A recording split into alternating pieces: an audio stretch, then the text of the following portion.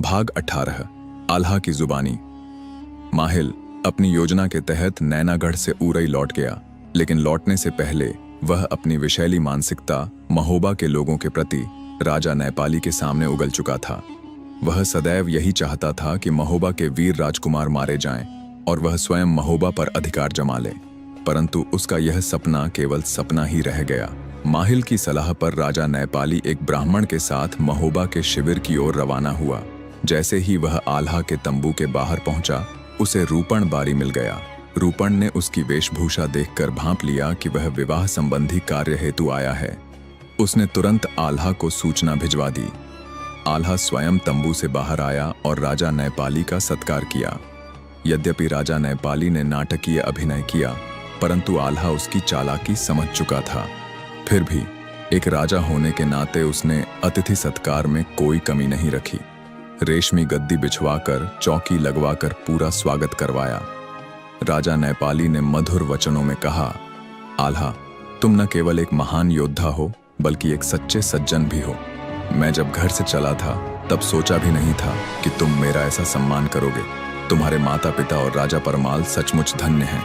मैं भ्रम में था, पर अब समझ गया हूं कि मेरी पुत्री सुनवा के लिए तुमसे उत्तम वर कोई नहीं हो सकता। मैं ब्राह्मण के साथ स्वयं निमंत्रण देने आया हूं। आज ही मैं अपनी पुत्री का कन्यादान करना चाहता हूं। आल्हा ने विनम्रता से उत्तर दिया, राजा साहब, यह आपकी महानता है कि आपने ऐसा निर्णय लिया। इस विवाह से कई सैनिकों का जीवन बच सकता है। आप कृपया महल लौटें, हम सपरिवार बारात लेकर वहां आएंगे। राजा नैपाली ने जाते जाते कहा, यदि तुम आल्हा को विदा कर दो तो हम विवाह कराकर तुरंत विदा कर देंगे। इस पर ऊदल ने तीखे किंतु विनम्र शब्दों में कहा, राजा जी, यदि आपके मन में कोई छल कपट है तो भूल जाइए। हम क्षत्रिय हैं। यदि क्रोध में आ गए तो चारों ओर केवल शवों का ढेर दिखाई देगा।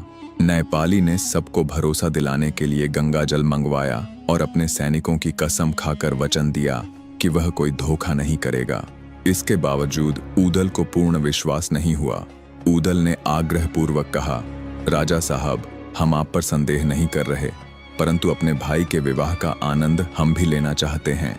कृपया हमें उस पावन क्षण का हिस्सा बनने से न रोकें। नैपाली चाहकर भी मना नहीं कर सका। वह जानता था कि यदि अब वह पीछे हटा तो उसकी नीयत पर संदेह और गहरा हो जाएगा। अंततः उसने अनुमति दे दी और महोबा के लोगों ने भी जोगा, भोगा, विजया और राजा पूरन को छोड़ दिया। महल में पहुंचकर नैपाली ने तुरंत मंडप बनवाने के आदेश दिए। पंडित और नाई बुला लिए गए ताकि माहौल स्वाभाविक लगे, लेकिन अंदर ही अंदर वह माहिल की योजना के तहत सैनिकों को छिपवाकर षड्यंत्र रच चुका था। महोबा के वीर भी सतर्क थे। उन्हें यह बात खटक रही थी कि जो व्यक्ति पहले उन्हें नीच जाति कहता था, वह अचानक इतना विनम्र कैसे हो गया। विवाह की रस्म शुरू हुई। पंडित ने वर वधू को फेरे लेने का संकेत दिया। मैं, आल्हा और सुनवा उठ खड़े हुए। पहली फेरे के बाद ही सुनवा का भाई जोगा तलवार खींचकर मेरी ओर झपटा, लेकिन मलखान ने तुरंत ढाल अड़ा दी। दूसरी फेरे में भोगा ने वार करने की कोशिश की, पर ऊदल ने उसे रोक लिया। तीसरी फेरे पर देवा ने सुनवा के तीसरे भाई के वार को संभाल लिया। मेरे योद्धा युद्ध को तैयार थे, पर मेरे आदेश से उन्होंने संयम रखा। मैं नहीं चाहता था कि एक बहन की शादी के मंडप में उसके भाइयों का रक्त बहे। यदि मैंने आदेश दिया होता तो मुझे पहले से ही यह आभास हो रहा था कि कोई अनहोनी होने वाली है, कुछ ऐसा जो हमारी कल्पना से भी परे होगा। मैं तो सुनवा के साथ भांवरें ले रहा था, लेकिन उधर उसके पिता राजा नैपाली ने अपनी असली चाल चल दी थी। उसने पहले ही हजारों सैनिकों को महल के आसपास के कक्षों में छिपा रखा था।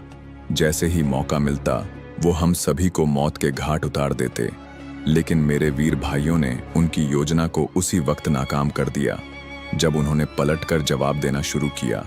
अचानक चौथी भांवर पूरी होते ही नैपाली ने एक शक्तिशाली जादू चला दिया। उस जादू का असर इतना भयंकर था कि हमारे साथ के अधिकांश लोग बेहोश हो गए। यही वो मौका था जिसकी नैपाली को प्रतीक्षा थी। वो हमारे सिर कलम करवा देना चाहता था, लेकिन उसके मंसूबे पूरे होते उससे पहले ही सुनवा ने अपने मंत्रों से उसका जादू निष्क्रिय कर दिया। सुनवा ने तत्काल ऊदल से कहा, भैया, हमारी शादी अब पूरी हो चुकी है। मेरे जादू का असर ज्यादा देर नहीं रहेगा। इससे पहले कि वो कुछ कर पाएं, कृपया मेरा डोला रवाना करवा दीजिए। रूपण पहले से ही पालकी लेकर तैयार खड़ा था। सुनवा तुरंत उसमें जाकर बैठ गई और कहारों ने तेजी से डोला उठाकर चलना शुरू कर दिया। जैसे ही सुनवा का जादू टूटा, नेपाली और उसके लोग होश में आ गए। बौखलाकर उसने चिल्लाया, नैनागढ़ के वीरों, सावधान हो जाओ, कोई भी महोबा का व्यक्ति बचकर ना जाने पाए। अगर कोई भागा तो मेरी क्रूरता का शिकार बनेगा। उसके आदेश पर छिपे हुए सैनिक बाहर निकल आए, लेकिन महोबा के योद्धा भी पूरी तरह तैयार थे। उन्होंने सुनवा के तीनों भाइयों को बांध लिया, क्योंकि वे उन्हें मारना नहीं चाहते थे। इसके बाद महोबा की तलवारें बिजली की तरह चमकने लगीं।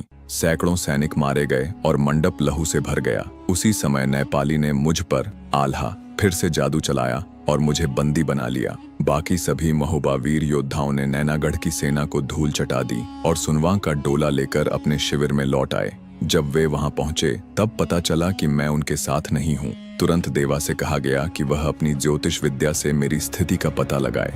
देवा ने ध्यान लगाया और बताया, आल्हा इस समय नैनागढ़ के शीश महल में बंदी है। यह सुनकर सभी चिंतित हो उठे। तभी सुनवा ने ऊदल से कहा, भैया अब तलवार नहीं, चतुराई की जरूरत है। हम छल से ही इस युद्ध को जीत सकते हैं। ऊदल तुरंत तैयार हो गए। उन्होंने अपने वैंदुल पर सवारी की और सुनवा भी कर लिया। नामक घोड़ी पर चढ़ गई। दोनों ने अपना वेश पूरी तरह बदल लिया और नैनागढ़ की ओर चल पड़े। किसी ने उन्हें पहचाना नहीं। वे सीधे पुष्पा मालिनी के घर पहुंचे, जो उस समय अकेली थी। अजनबियों को देखकर वह चौंकी और बोली, आप कौन हैं और किस उद्देश्य से आए हैं?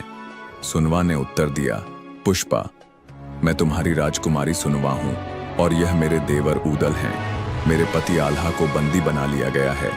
हमें तुम्हारी मदद चाहिए।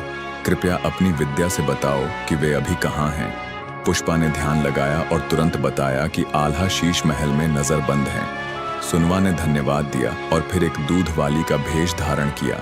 सिर पर दही की मटकी रख वह सीधे शीश महल पहुंची। वहां पहुंचकर उसने मुझे आल्हा को संदेश दिया, तैयार रहिए, जल्दी ही आपको रिहा किया जाएगा। मैंने पूछा, तुम मुझे जानी पहचानी लगती हो, क्या तुम अपना परिचय बता सकती हो? सुनवा ने मुस्कुराते हुए कहा, अभी नहीं, सही समय आने दो, बस प्रतीक्षा कीजिए। इसके बाद वह वापस पुष्पा के घर लौटी, जहां ऊदल उसका इंतजार कर रहे थे। क्या हुआ भाभी, भैया का कुछ पता चला? ऊदल ने पूछा। हाँ भैया, अब तुम्हारी चालाकी ही उन्हें छुड़ा सकती है। छल से ही इस किले की दीवारें तोड़ी जा सकती हैं, सुनवा ने कहा। यह सुनते ही ऊदल ने एक घोड़ा व्यापारी का रूप धारण कर लिया और चैनागढ़ के मुख्य द्वार पर पहुंचे। द्वारपाल ने पूछा, तुम कौन हो? ये घोड़े क्यों लाए हो? ऊदल ने मुस्कुराकर उत्तर दिया, सरकार, क्या आप अंदाजा नहीं लगा सकते? जब व्यापारी घोड़े साथ लाता है तो स्पष्ट है कि वह घोड़ों का सौदागर है। मैं महाराज नेपाली से मिलना चाहता हूं। मेरे पास अफगानी नस्ल के उम्दा अश्व हैं। प्रहरी हंसते हुए बोला, अरे सीधा यही कह देते ना कि घोड़े बेचने आए हो। अंदर जाओ, तुम्हारा स्वागत किया जाएगा। ऊदल ने सिर झुकाकर धन्यवाद दिया, लेकिन उसके मन में योजना पहले से तैयार थी। वह जानता था कि आज कोई धोखा नहीं, बल्कि चाल से विजय पानी है। आगे की कहानी सुनने के लिए चैनल को सब्सक्राइब करें और कमेंट बॉक्स में लिखें, जय महाकाल।